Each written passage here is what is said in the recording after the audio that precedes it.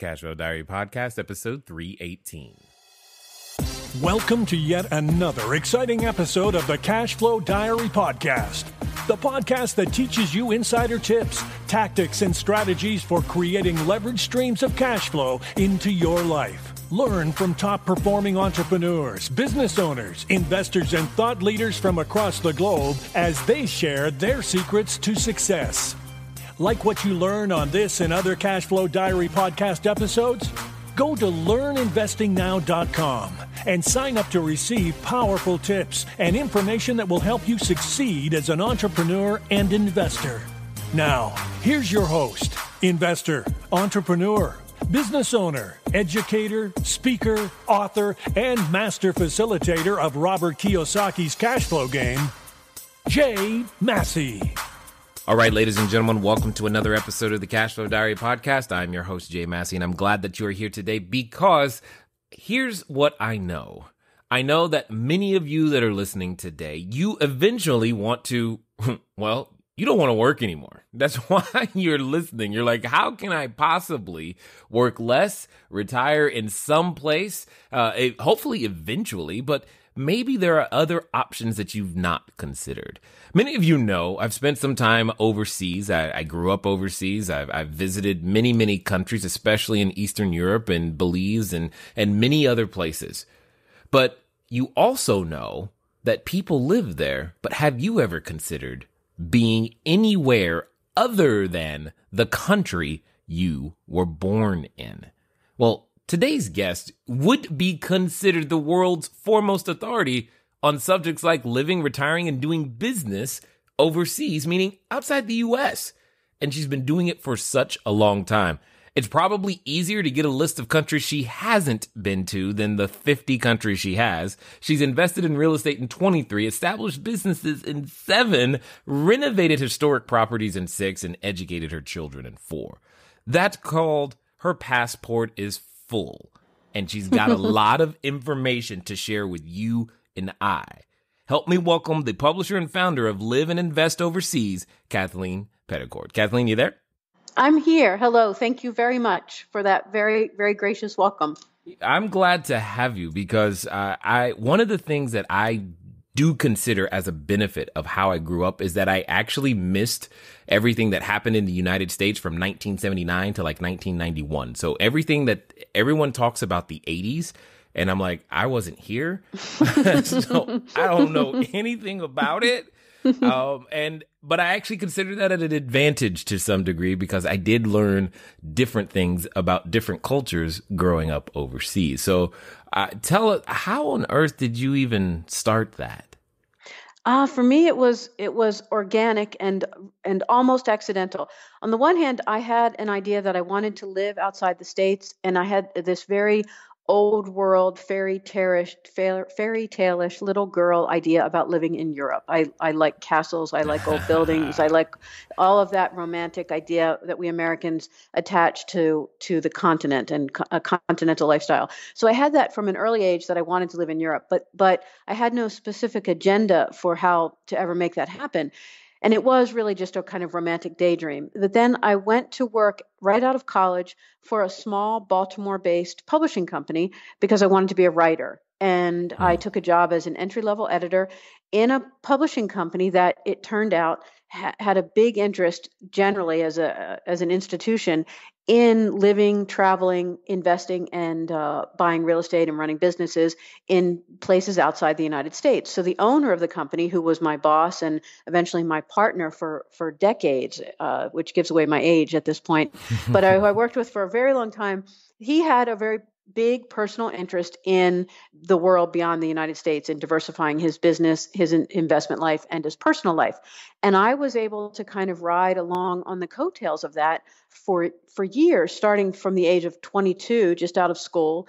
And then eventually, when I was 35, leaving the States and moving to Ireland. The first place I went full time outside the States was Waterford, Ireland, to open an office, an EU Ireland office for this publishing company. And so I opened that office, ran the business from Ireland for 7 years. My son was born while we were living in Ireland. Then we moved to Paris and was there for 4 years. And then about 8.5 years ago, moved to Panama City, which is where we're living now. Got it. And just so that we have framework at this moment, you were originally and still are, I'm assuming, an American citizen, yes? I am. Yep. I am. And I'm a U.S. citizen. I'm also an Irish citizen.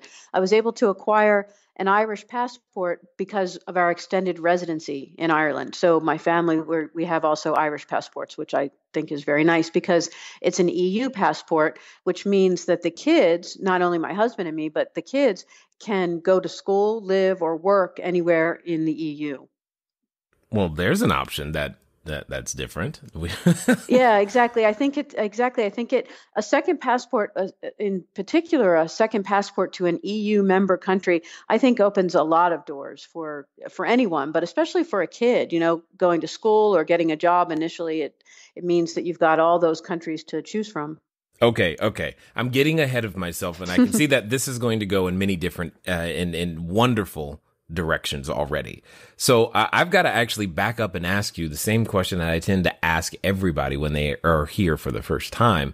And it simply has to do with how they become an entrepreneur. For example, I tend to look at a lot of today's entrepreneurs, of course, you are one, a lot like yesterday's superheroes. You've got Black Widow, Wonder Woman, the Hulk, what have you.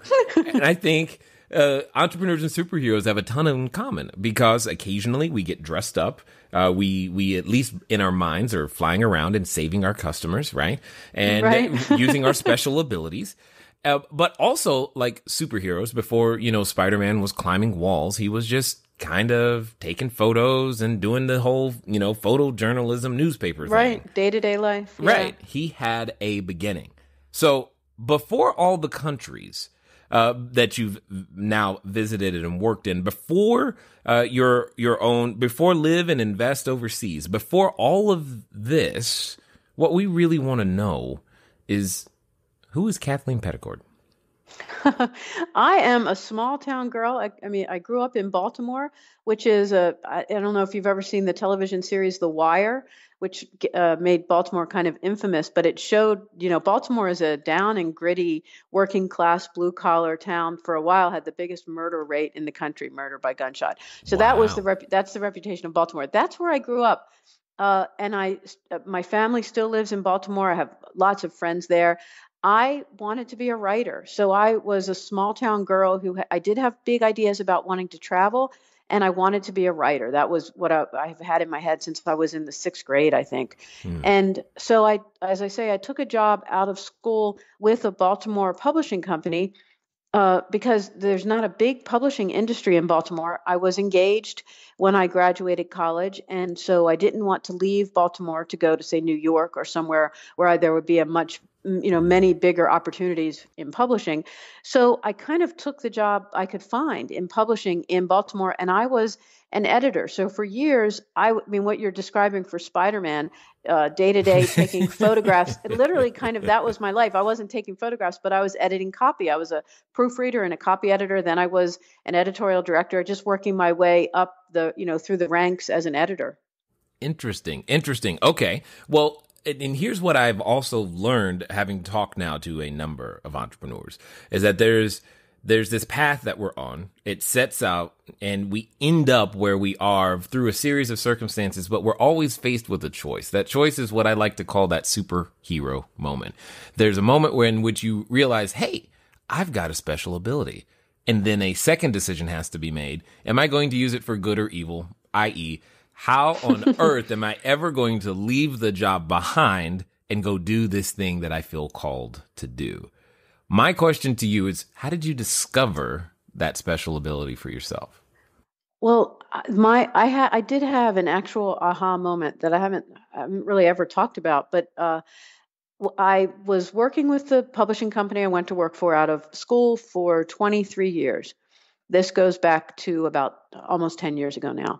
I was working for them, living in Paris, running an office for them, and decided that it was time for a big change. I didn't know what that change would be. And so a lot of things going on with that business with that company and just the way things were playing out, I thought it was time to take my leave from that group. And so I retired. I was 45 years old, and which is very young to be retiring. But I thought, well, I didn't need to work. My husband was working, and we had made investments, and I had been working and earning a good living, and we had savings and blah blah blah. And we were in Paris, which was my dream since a little girl to live in Paris. I still had a very young son. My son at the time was maybe 6 or 7 years old, and so I thought I'm going to stop working, and then I'm just going to enjoy being in Paris, and I'm going to be a mom full time, which I have 2 children, but I had never done that. I'd always been a full time working mother. And so I did that for 3 months, and I walked my son to school every morning. I went marketing. I did all the errands that a housewife does. And then I took advantage of being in Paris. I went to museums. I took 5 and 6 hour walks around the old quarter of Paris. Wow. I went through parks and gardens, and I did all the things that you can do in Paris. And if you're going to do nothing, Paris is a really good place for it because it's easy to do, to fill days doing what amounts to nothing, but it's an amazingly rich and interesting and fun and fulfilling lifestyle. When you're describing this part right here, I keep picturing, and I don't know if you have, but for those of you who have, if you've seen the beginning of Beauty and the Beast, when Belle is just kind of singing her way through town and not really. That's right. Not doing anything. Yeah, exactly. Not doing anything. But you can do that in Paris and be really happy. It can seem great. And so I was doing that. And about 3 months into this, one afternoon at about 2:00 in the afternoon, I was sitting in a park near where my son was going to school. I didn't have to pick him up until 4:00. So I was sitting in the park, and I likely could have sat there for 2 hours. I would read or write in a journal or, the things you do sitting in a park, watch the kids play. Well, my very good friend in Paris, her name was Emanuela. She was the mother of a girl in my son's class, Emma. And Emanuela happened to walk by on the street and saw me sitting in the park. Emanuela was working and walking from one place to another back to her office, came into the park and said, "Kathy, what are you doing?" And I said, "I'm sitting in the park." And she said, "It's 2:00 in the afternoon. What are you doing sitting in this park? How long are you going to sit here?" And that was my aha moment. That was when I thought, yeah, you know what? You're right, Emanuela. This is enough. I'm 45 years old. I'm not sitting on park benches for the next 30 or 40 years or something. What am I doing? And so she sat down and we talked, and she said, you need to do something. You need to figure something out. And so she went on her way back to work. I walked home and walked in the door to my husband and said, "I'm going to start a business." And he was working at home because he was doing a real estate development project with a partner, but working out of our apartment. So he was, looking down at his desk, looking away from me. And I walked in, opened the door and said, "I'm going to start a business." And he said, "Okay, then we have to leave Paris." I said, "Okay." I closed the door to his little apartment office, went away and thought about it. 20 minutes later, came back and said, "All right, let's go to Panama." He said, "Okay, let's go to Panama." And Panama made sense. The conversation isn't really quite as crazy as it may sound, because we had been doing business in a number of countries already. By this time, we had business interests and investments and infrastructure in many different countries, including in Paris, in France.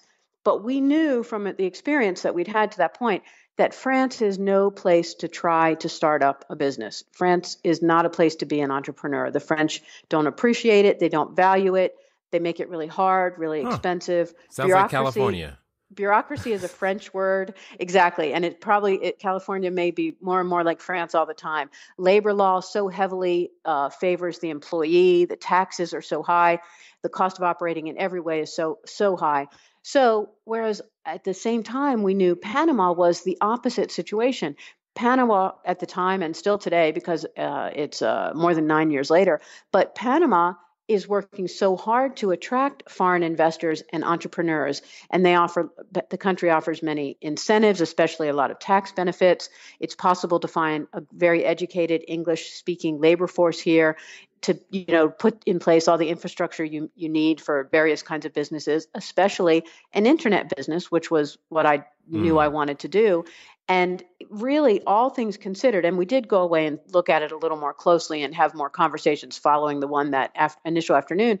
But when you put it all down on paper and really try to compare, Panama stands out as, I really think, one of, if not the best place in the world right now to operate this kind of a business. That's saying a lot, but it's also coming from a person who's been through a lot of different countries. So I'm curious, though, to know when it comes down to making this decision, I'm hearing a lot of financial reasons in terms of, especially when it comes to operating a business. And I hear a lot of the cost and the bureaucracy. Many of us would love to escape that in various different forms. Help me understand a little bit more, like, what is Panama doing that makes it attractive for the entrepreneur to start there? Well, it's possible to operate in Panama, and I'll speak simply and kind of superficially, because every situation is different. And anyone, I want to add the disclaimer, anyone interested in this idea needs to get personal advice from an attorney and a tax advisor, obviously. But that aside, it's possible to operate tax-free in Panama. And there are a handful of places around the world where this is true. These are countries that tax on what's called a jurisdictional basis. So countries that tax only income earned in the country. So operating an internet business, we don't earn any money in Panama. Our customers aren't Panamanians. Our customers are mostly North Americans, but they're English speakers around the world. We operate as a certain kind of a corporation that is completely legal, compliant. We're not doing anything that loads of other people aren't doing and loads of more people couldn't do. But you just need some advice on how to structure things properly. And if you form the right kind of corporation and set yourself up properly, it's possible as a foreigner running a business, foreign entrepreneur in Panama, to operate tax-free. And any entrepreneur will recognize that's a big deal. That can be a big advantage. That you got my attention. That's for sure. Now, I also know, from having traveled a number of places, nowhere near as many as you, but one of the reasons I like traveling often is because, especially like, for example, I've spent some time in Belize. This is one of these countries where a $20 bill can feed you for 3 days. And it's like, wow, and is that a similar situation when it comes to cost of living in Panama? That is the case outside Panama City and much of the country. The Panamanians refer to all of Panama beyond Panama City as the interior. The interior of the country, which is the whole country other than the capital, is still super, super affordable in the way you're describing, where a couple could live here on $1,000 a month or $1,200 a month. Panama City is not so affordable anymore. It's much more affordable. I first started much less affordable today. I started spending time here maybe 17 or 18 years ago. Back then, this was a super cheap, screaming bargain of a destination. It's gotten steadily more expensive. Panama City, again, as is the case in the United States, you can't really speak of the cost of living of a country, because what's the cost of living in the United States? It's different in Manhattan than in Des Moines, for example. Right. And so in Panama, and in any country, you have to I think of it as thin slicing. So thin slice the country, slice it up according to regions. And the rest of Panama is still very affordable, more expensive than it used to be, but still really affordable. But Panama City is working so hard to be a first world, seriously competitive destination. Panama City is trying to be competitive with Singapore and Dubai. Wow. And setting itself up as a serious top tier expat entrepreneur destination. And that comes at a cost, because it means that a lot of money is being attracted here. And so a lot of services and infrastructure is developing to support all of that interest. But because there is a lot of competition and there's a big market, the big appetite, the costs are going up. Yeah, that would make sense. But what I'm hearing is, there's a window of opportunity that you've discovered, and that I would assume exists in many different countries that you've probably visited over time. Well, for sure, in Panama, there is a big window of opportunity for an entrepreneur, both for an entrepreneur to start a business and also for an investor looking for cash flow, rental investments, for example. That's a big opportunity in Panama. The opportunity to be an entrepreneur, to start a business, you could start a business anywhere today, as I'm sure you know. All you need is an internet connection and a laptop. Is it going? Or just then an it depends. iPhone. Or exactly. But depends on, but it's how scalable is the opportunity depending on the destination. And so if you want to scale it up, as I did, I knew when I started this business that I could have run an operation with me and maybe one or two other people, producing content to sell online in some way or try to develop a following for a blog or something like that. That's definitely a legitimate business model, and that can be what someone wants to do and be all that you're up for. But I wanted to challenge myself to see how big a business I could build. For me, growth is important, and my growth agenda is very ambitious. And I wouldn't be able to be growing the business as fast and as big as we are growing it here in Panama, in many other places, for one big reason in particular, and that's labor. I have about 30 people in the office here in Panama City, and as I say, they're English-speaking, educated, real-world 20 and 30-somethings who have been attracted to Panama because there is so much opportunity here for employment. There's just it's a big market for employment. And so my staff is mostly from Europe, frankly. I have Germans and British and Irish and French and Dutch. Okay, so now I've got to ask the question, how many languages do you speak?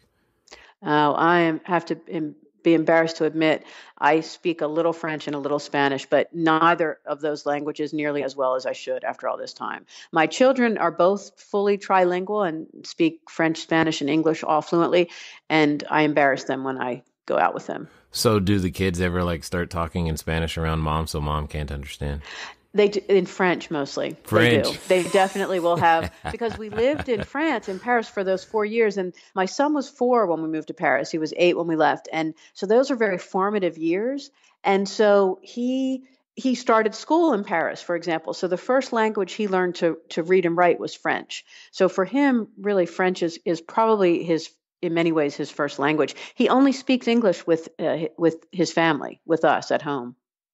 Interesting. This is awesome. See, and I think this particular trend, there's another friend in the Cashflow Diary community. He lives in Spain, and his children it's very similar situation, very, very similar situation in terms of how the interaction with the children goes. But you bring up something that I think is interesting, because on one hand, I'm hearing lower expenses, and at the same time, I'm still hearing the possibility for cash flow. The dollar goes further.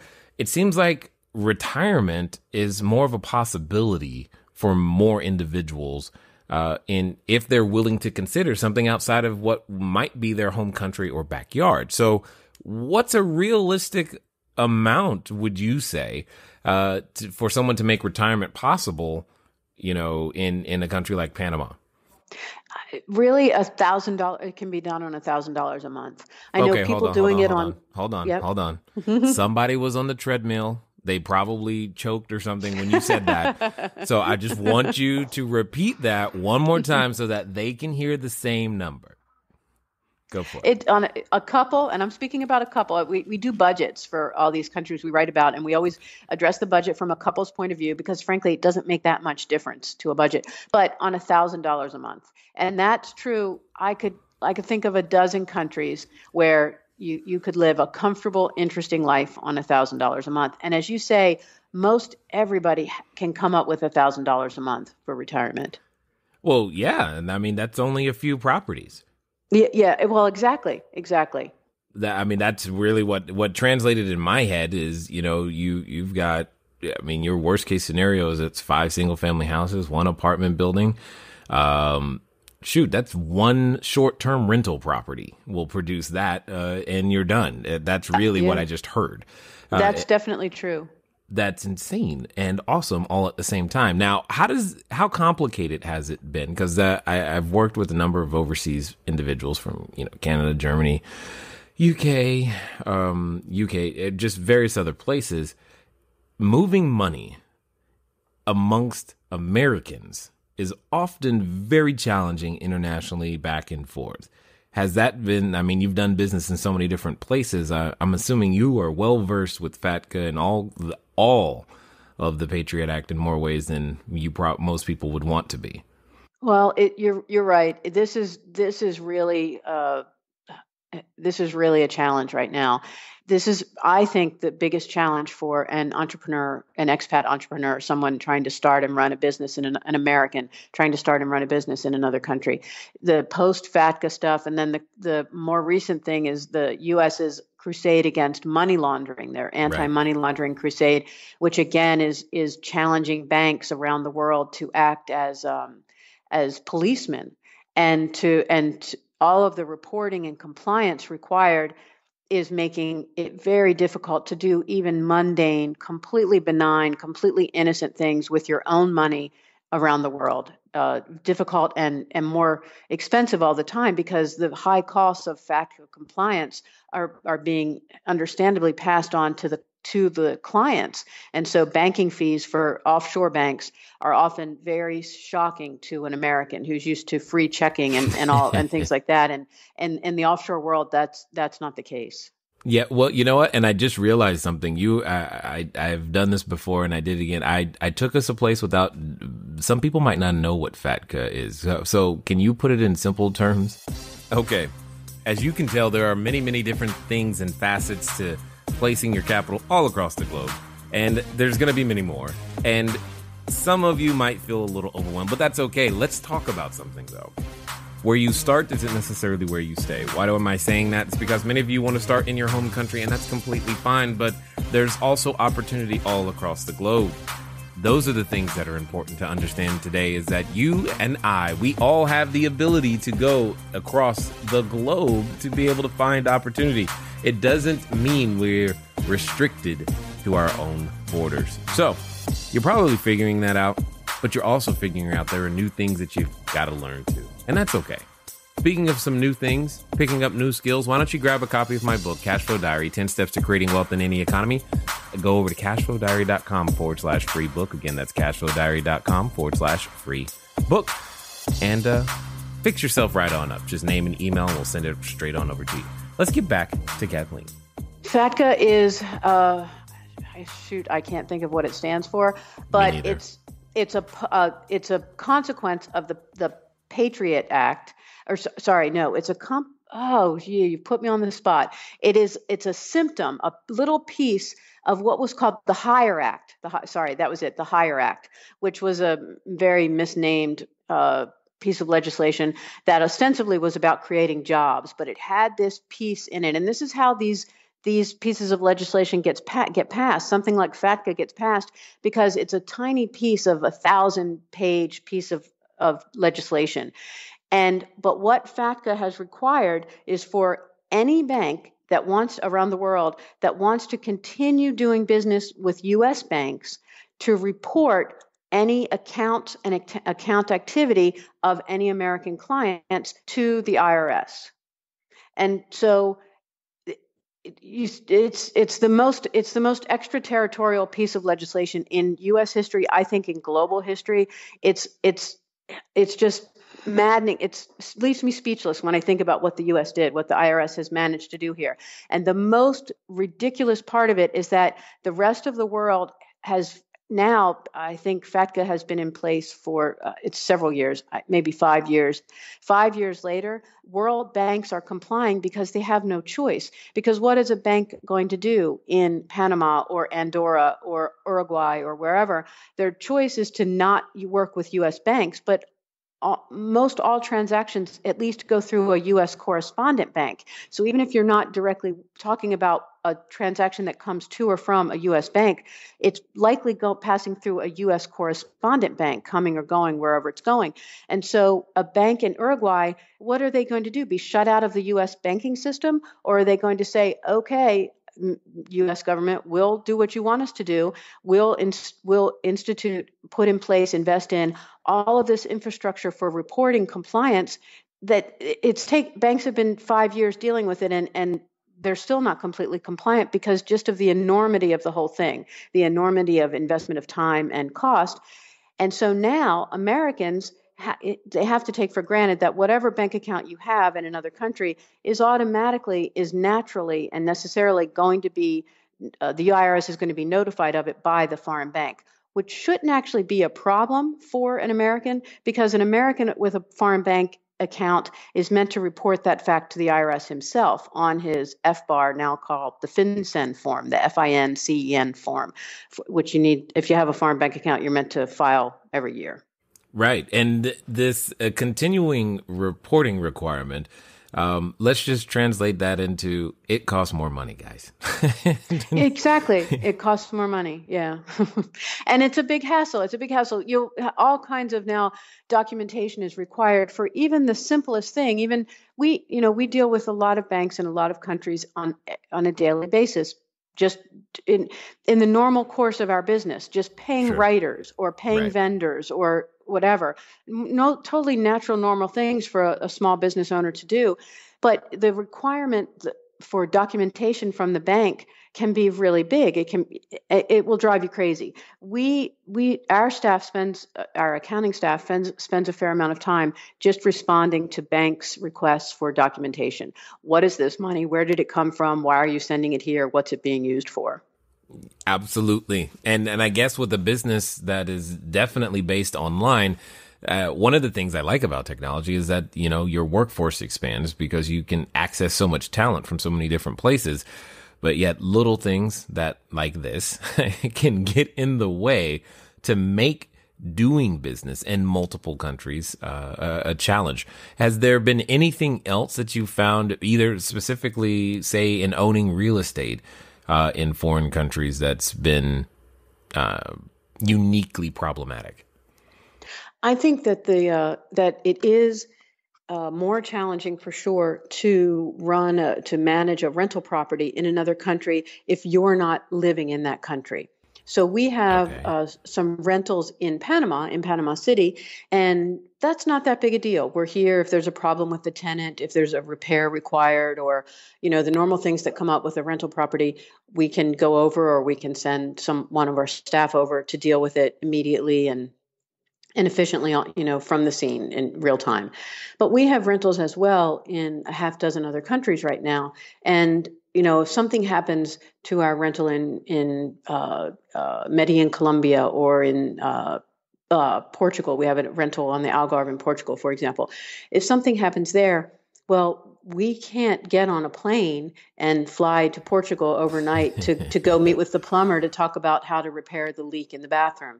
So you have to have really good staff in place. I think that success with a long distance rental, as I think of them, a rental in another country where you're not living or spending time, comes down to your rental manager, your rental and property manager, and getting a good one who you trust and who will stay in constant communication with you. Communication is really the key. Someone who'll stay in constant communication with you, that is critical, because without that, so we had a rental, we don't have this anymore, but years ago in Buenos Aires, Argentina, and we never got reporting. We never got any communication from the rental manager there. So after, I think 4 months or so had passed, we were asking for reporting and getting nothing. Finally, my husband got very serious and said, okay, you must provide a report. Okay. The woman manager finally sent a report that showed that the apartment had been empty for 6 weeks. And when the last tenant moved out 6 weeks prior, it hadn't been re-rented at all. It was a short-term rental. So we were turning over renters every week or 2 weeks or something. But no one had been in there for 6 weeks. Well, when we asked her what happened, why suddenly this big gap in occupancy, she said, well, I can't rent it with the flood in the bathroom. And we said, well, we said, okay, but why didn't you say something about the flood in the bathroom? And we would have repaired it, and then you could have rented it again. Right. And so that's obviously not that's what you don't want to happen. No. And so it comes down to just a rental manager who stays in touch with you on a real-time basis. Now, you mentioned a number of countries in that last little section, which says to me that you have, I'm assuming they weren't done randomly. You didn't just throw a dart and say, "Hey, how about here?" So No. there's a method there to the madness, I'm sure. How does one choose where? Because what you've just done in this, and I think many people are catching on, is real estate is the entire world.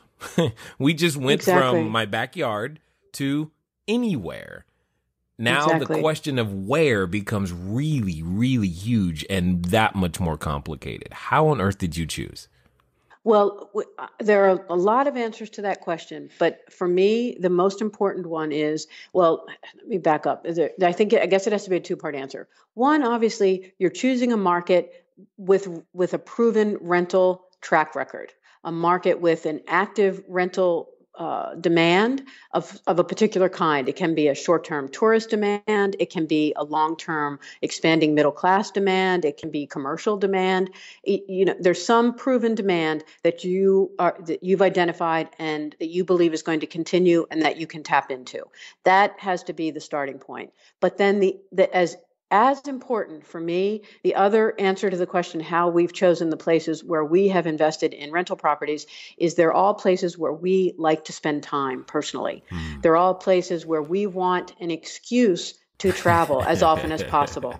And I think that's really important, because then your rental manager saying, well, of course I can't rent the place because the bathroom's flooded. You've got to fix the leak and then renovate the bathroom, and then I can rent it again for you. If that apartment is in a place you don't enjoy being, that you just think, oh my gosh, I have to go back there again, ugh. Well, what fun is that? Because eventually you need to go. This isn't, like real estate anywhere. It's not like a stock. It requires some management, and eventually it's going to require some on-the-ground management. Even if you have an excellent rental manager, eventually you're going to need to go. So why not want to go?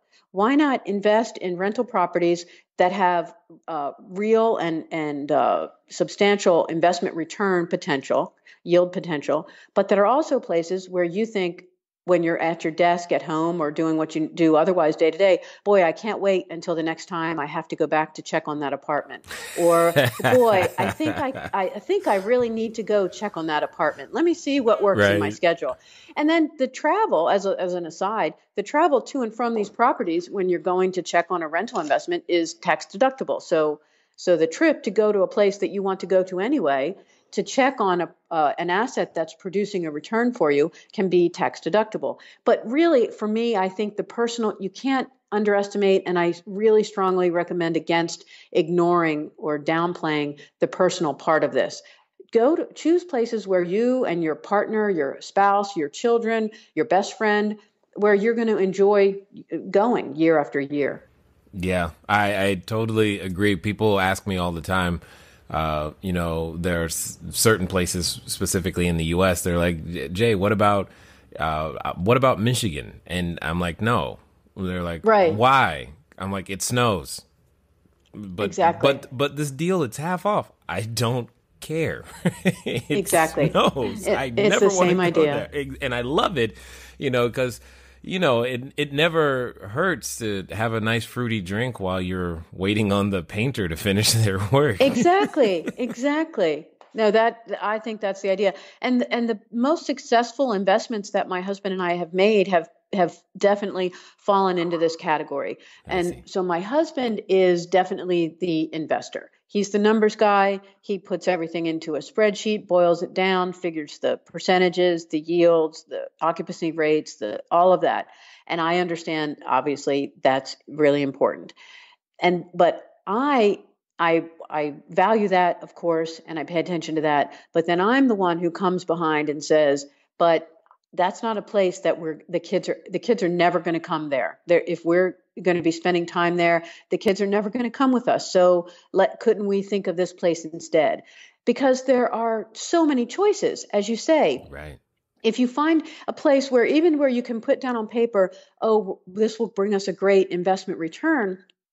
Well, okay, but there are, at any given point in any day of the year, any time, you can identify a dozen or several dozen places that could bring you a good return or a great return.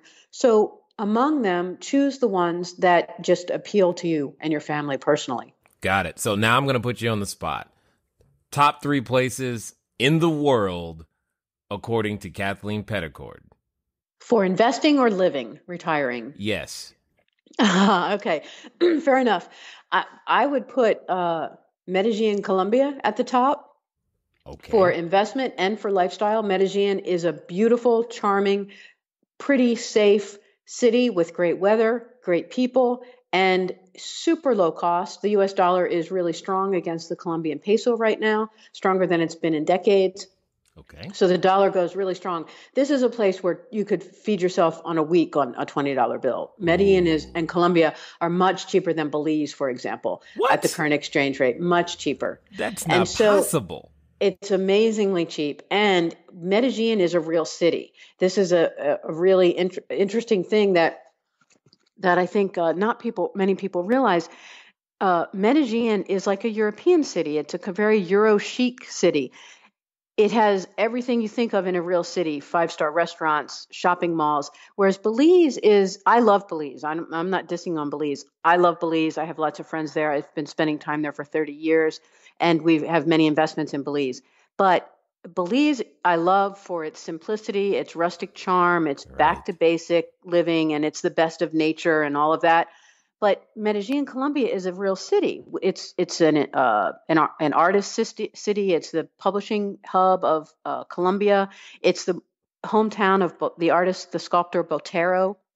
There's a big Botero museum and an open air sculpture garden. Lots of parks and gardens. Things you don't think of normally with you wouldn't think of with Colombia. Oh my gosh, that's really they have such a place there. You have to go see it to appreciate how nice Medellin is, and also to appreciate how cheap it is right now, both for living and for investing. And so if you want to name a place that checks all the boxes, great place to live, great place to retire, great place to invest, Medellin, I think, should be at the top. Wow. Number 2, I would say Algarve, Portugal, which is one of our most recent investments was in an apartment on the coast of Algarve, Portugal, which we made about a year ago. And this is part of Europe that is undiscovered, I think kind of neglected and ignored. Americans, we think of France and Italy, Spain, maybe Ireland as Europe. We don't really think that much, or I think, frankly, know that much about Portugal. Portugal is very rich in history. Plus, it has a long, long coastline and the sunniest, best weather in Europe. So it has sunny weather year round. It doesn't get the same kind of winter that France, for example, gets. It has beautiful beaches, some of Europe's and in fact some of the world's best beaches, and very active rental markets in these beach towns for tourists. And so we bought some of these beach towns, though, aren't what you think of as typical beach towns. They're old world cities. So there's one called Lagos, for example, Lagos, that is on the southern coast of Algarve. It dates back to the Middle Ages. It's been a city on that coast since the Middle Ages. And it's today a charming, lovely old world city that is with an active operating harbor. And just outside town are beautiful beaches all up and down the coast, north and south. And it's attracting tourists from all over Europe and increasingly a bit from North America, but especially from Europe. So very active tourist trade. We bought this rental apartment right in the center, just a block off the main square of Lagos, for about a year ago for 100,000 euros. My husband will correct me. It was 98,000 euros. Yeah, he's always correcting my numbers. It was, I would say, about 100,000 euros, which right now is not a lot more in US dollars. And it took us, I think, 2 to 3 months to do some minor renovation work to get it ready to rent and to get it listed with a rental manager.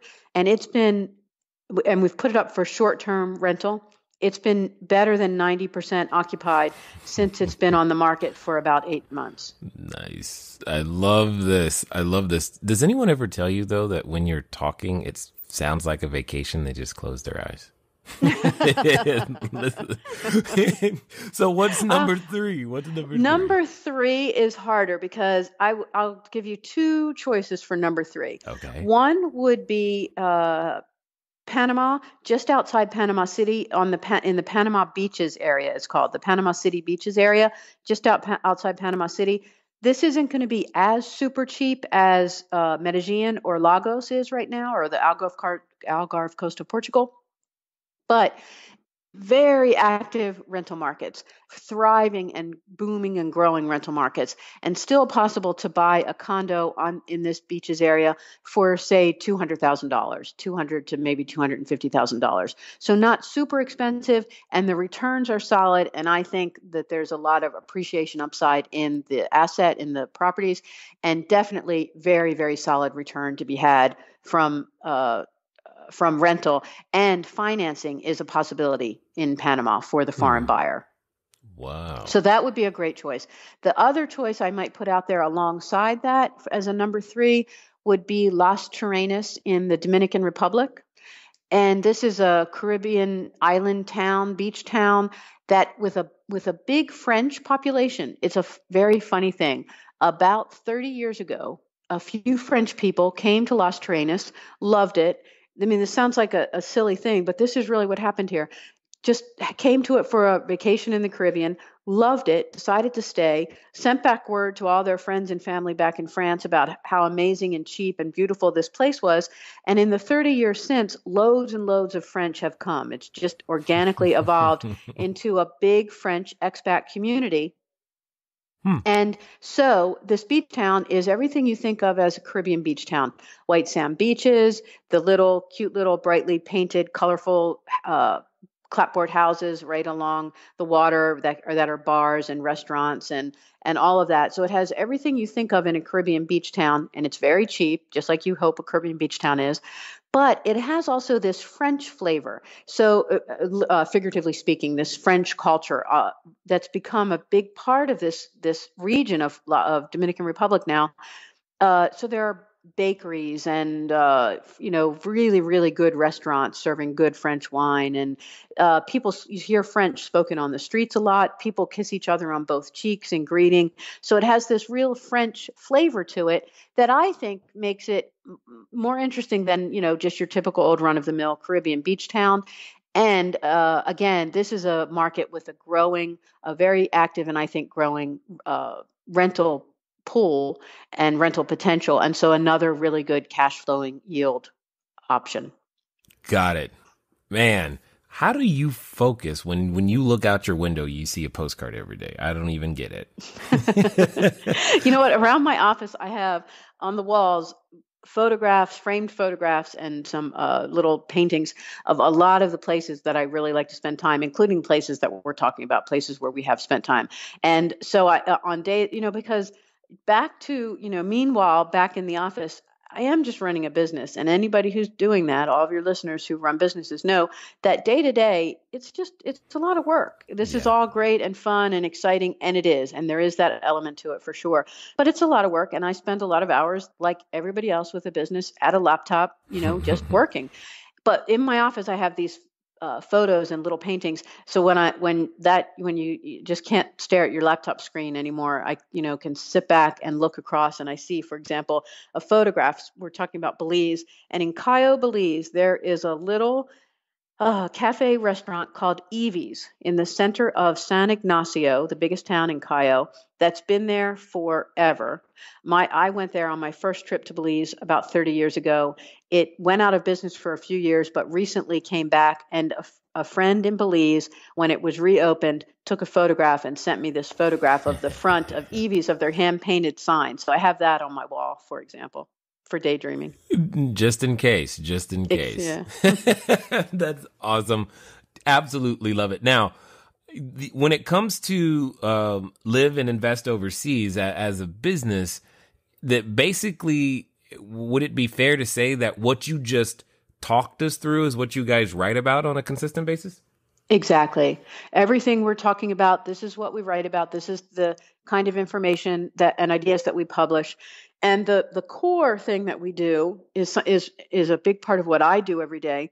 We publish a free daily e-letter. We have about 400,000 readers now, so it's grown very nicely. And this comes from me. So wherever I am in the world, we travel a lot, my husband and I, and wherever I am, I put this together. And so it can be from the scene. I mean, it can be what you were just talking about. I'm looking out my window and this is what I see. And we had dinner with so-and-so last night, our banker friend, and he told us this. And we're meeting with a real estate agent friend later. He's going to show us this, blah, blah, blah, that kind of thing. That's comes out every day. And as I say, it's free. And that's a really good first step. If you're, just beginning to think about these ideas and options, then sign up for that and just read for a few weeks or a few months and see if any of this makes sense to you. Excellent. Love it. Now, for those that actually do want to take you up on that, how do they track it down and get started? We have a website, liveandinvestoverseas.com. It's all one word. And if you go there on the homepage, in the upper right-hand corner is a little box to enter your email address to be added to the list for the free e-letter. Got it. Now, as we wind down, I've got one question for you that I'm curious to hear your answer to, because I'm assuming it's going to involve something with a passport, simply because that's your life. And I love it. So let's, for a moment, I believe that there's someone listening who, as they say, would be standing in front of that superhero outfit store. They think they're wanting to become that entrepreneur. They are ready. They have an idea about how to make their business happen. They want to build their cash flow and keep it going. However, they also have that voice. That voice that comes up every time we think about stepping into our greatness and becoming more than what we currently are, or in your case, traveling to a complete different country. That voice that often comes up and says something that's opposite. And for some people, they're actually related to that voice. My question to you, Kathleen, is if they were actually going to do what you asked them to do, to take their next steps, what would you tell them? I would tell them to start reading about it, thinking about it, and to make a list of priorities, personal priorities for investment and for lifestyle. And then in your reading and your thinking, identify places that connect to the points on your priority list. What's most important to you? Sunshine and great weather. High-speed internet because you couldn't live with, you couldn't live without a fast connection 24/7. Whatever is most important to you, and ask yourself these questions. What view would you like to see out your bedroom window every morning? What would you like to do on a Sunday afternoon? What's your favorite way to spend a Friday night? Think through your personal preferences, priorities, make a list. Then consider places that offer those things. Connect the dots. Make a short list of 2 or 3 places that meet your criteria for the kind of lifestyle you like, for your personal preferences, the kind of investor agenda you have, depending on your portfolio, your budget, your tolerance for risk, etc. And then, as you said, it is going to involve a passport. You need to get on a plane and go see, because no amount of reading online, even our stuff, no amount of research is going to really substitute for showing up and walking around. The boots on the ground element here can't be dismissed. And when you do that, when you show up and you make a list and you think, I like cities and I like developed infrastructure, and I want a good tourist market to tap into for a rental investment. Okay, so we just talked about 3 places that could make sense: Panama City, Medellin, Colombia, Lagos, Portugal. They're all great cities for living, for retiring, and all offer great investment opportunities right now. So you go to each of them. Not that you have to go back-to-back 3 trips. Just pick one. Make it low-key, easy, one step at a time. Okay, you think Panama's closest, easiest, and it is. They speak a lot of English in Panama City, so the language hurdle is easy. You can get a great off deal on airfares, blah, blah, blah. I'm just going to take a trip to Panama City. Take a 2-week vacation, 10 days, whatever you can manage, to Panama City. When you get here, do all of your research, your due diligence, ask lots of questions, talk to everybody. Not just real estate agents and people in the industry, but talk to waiters and taxi drivers and everybody you meet to get a feel for the place. And then at the end of your visit, allow yourself to put aside all the data you've collected, all the conversations and research, and just ask yourself, did I like being there? Did I like it there? And if your answer is no, actually, not so much, I'm happy enough to be going home, fair enough. Then worst case, you had a vacation to Panama City. Even if you decide it's not a place you want to be long term, I'm sure you can come and have a great time here. Loads of fun things to do at the beach and et cetera in Panama. So you had a vacation, you go home. Okay, that wasn't for me. I would say don't give up. I would say then go to number 2 on your list. As your schedule, as your life allows, plan another trip. And you think, okay, what I found from Panama City is I don't really like the developing world. I think I'm more a first world person. Go to Lagos, Portugal. That's completely first world. You go there, you show up, do the same thing. Look around. Allow yourself to enjoy the place. Advantage of all the fun things there are to do. Talk to people, do your research, and then at the end of that visit, think, you know what? This is more me. This is more my style. I feel very at home here. I love the food. I love the culture. I love the people. Yes, this makes sense. Then you can take it to a next level. But I really do recommend, as you're starting out, that you take this in steps and let it kind of develop organically over time. Love it. 100%. I love the part where where it involves more than just reading yet another book, because that's my favorite right there. Excellent. I definitely appreciate, though, you taking the time to invest your wisdom and knowledge and experience here with us today at the Cashflow Diary. It's been my pleasure. Thank you very much. I enjoyed talking to you. All right, ladies and gentlemen, you know what time it is. It's time for you to move at the speed of instruction. What does that mean today? Well, I think you know what it means. It means you probably should go find your passport, dust it off, and let's go put it to use. But definitely get over to Live and Invest Overseas, get some information, begin to figure out, let your mind begin to picture that postcard and go. Because real estate is everywhere, opportunity is out there, and the world is waiting. It's been fun talking to you guys today. I look forward to talking to you soon. Until next time.